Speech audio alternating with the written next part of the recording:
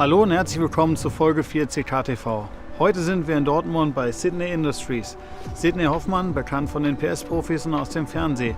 Und wir haben ein ganz spezielles Projekt mit ihm gemacht. Wir haben nämlich seinen RWB Rauwelt Porsche als Modellauto produziert. Ich freue mich darauf, euch das in dieser Folge zu präsentieren. Viel Spaß!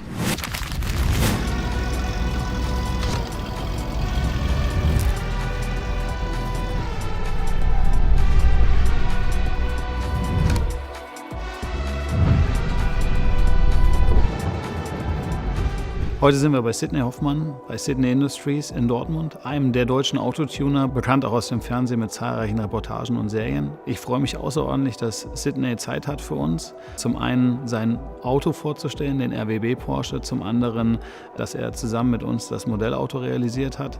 Das ist für mich als Inhaber von CK Modellcars eine besondere Ehre. Sidney ist ein absoluter Petrolhead, ein Autofanatiker vor dem Herrn, aber all das wird er euch auch gleich selber erzählen. Ja, mein Name ist Sidney Hoffmann. Man kennt mich von diversen Fernsehformaten wie PS-Profis, Sidneys Welt oder Mein neuer Alter oder Grip. Ich mag absolut das Individualisieren, das Umbauen. Habe eine Firma, Sidney Industries, in der bauen wir Fahrzeuge für Kunden um. Und unter anderem, wo ich sehr stolz drauf bin, bin ich RWB Germany und bin quasi die Dependance von dem japanischen Tuner RWB. Und ja, das bin ich.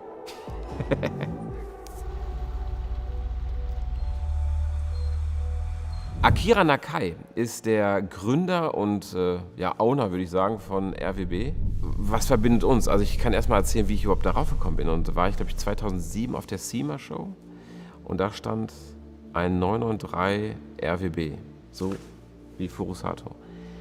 Und da habe ich gedacht, ich falle aus allen Wolken, weil ich meine, was für ein breites Mistvieh steht denn da bitte? Und habe gedacht, sowas muss ich haben. Durch einen witzigen Zufall habe ich dann meinen Freund kennengelernt, Christian Kujin. Und da hat sich herausgestellt, dass er sehr, sehr engen Kontakt zu Akira Nakai hat. Dann war ich auf der SEMA-Show. Der Chris Marion, der sagte dann zu mir, du musst heute ein Interview führen. Sag ich, ja, mit wem denn? Da sagt der Klaus, mit irgendeinem Typ, der macht irgendwelche breite Autos, keine Ahnung. Und ich denke, okay, wenn das jetzt RWB ist, Jackpot.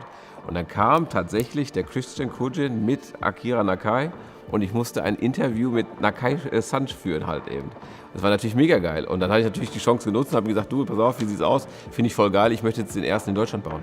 Im Juli 2016 durfte ich dann meinen ersten RWB bauen. Das ist Furusato. Und als wir so weit waren, hat er dann auch zu mir gesagt, da war auch Christian da waren halt irgendwie echt viele aus aller Welt da bei dem Bau. Unterm Flügel siehst du auch lauter Unterschriften. Da sagte dann Nakai-san, dass ich dann jetzt die Dependance in Deutschland bin. War natürlich dann so ein Ritterschlag, weißt du. War eigentlich gar nicht geplant. Ja, und dann hatte ich den ersten RWB in Deutschland. Und er war natürlich glücklich, dass er jetzt einen deutschen Abgesandten hat. Und den ersten deutschen RWB hat. Alles andere ist Geschichte.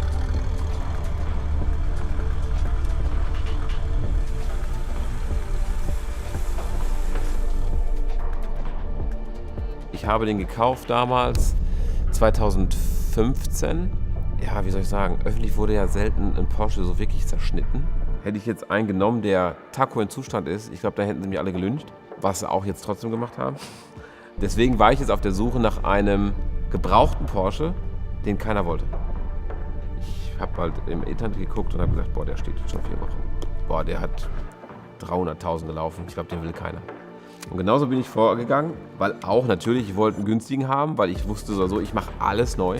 Ja, und dann habe ich den genommen, habe den komplett restauriert, in Ultraviolett lackiert. Und dann musst du dir das so vorstellen, du nimmst jede Schraube in der Hand, du restaurierst ihn durch, du modifizierst ihn. Wir haben andere Interieur gemacht mit Alcantara, wir haben andere Sitze gemacht. Du hast einen Shifter verbaut, du hast ein Fahrwerk verbaut, du hast halt alles verbaut, was du brauchst und breite Räder. Und dann ist der komplett restauriert. Und jetzt fängt eigentlich erst der RWB-Umbau an. So, das heißt, du versenkst erstmal ohne Ende Kohle da rein und dann kommt der Tag der Tage. Du hast dann mit der Ganzlackierung auch dieses Kit umlackiert. In derselben Farbe. Du wolltest ja keine Farbdifferenz haben. Und dann kommt Akira Nakai und sagt, okay, jetzt fangen wir an zu zersägen. Also grob gesagt, für mich ist es Kunst, aber du kannst dir vorstellen, als das bekannt war und wir haben gesagt, okay, einen Tag machen wir öffentlich. Also irre. Die Leute haben teilweise gesagt, boah, du spinnst und also, dass ich ja nicht gelyncht worden bin, war alles. Und ich habe es immer unter einem Motto gebaut. Das heißt, wenn ich einen RWB baue, also wenn ich weiß, okay, ich habe jetzt einen Kunden, auch dann wird es so sein, dann gebe ich dem ganzen Bau ein Motto. Und bei G1 war es Motherland, weil Porsche kommt ja aus Deutschland. Und ich glaube, das war auch so eine Inspiration für Nakai-san, dass er gesagt hat, Furusato heißt. Das heißt Ursprungsland. Und das ist natürlich mega cool. Also wenn du einen RWB hast, der heißt, Furusato, da kommt er her. Also da kommt alles her. Natürlich mega cool. Habe mich gefreut und deswegen steht es auch so groß da drauf. Es gibt jetzt natürlich bauspezifische Parts, ja, die ein RWB zum RWB machen. Das ist karosseriebedingt, sind es natürlich die auffälligen Overfenders, die vordere Partie samt Gummilippe, die Seitenschweller und der Heckbereich mit Spoilerdeckel.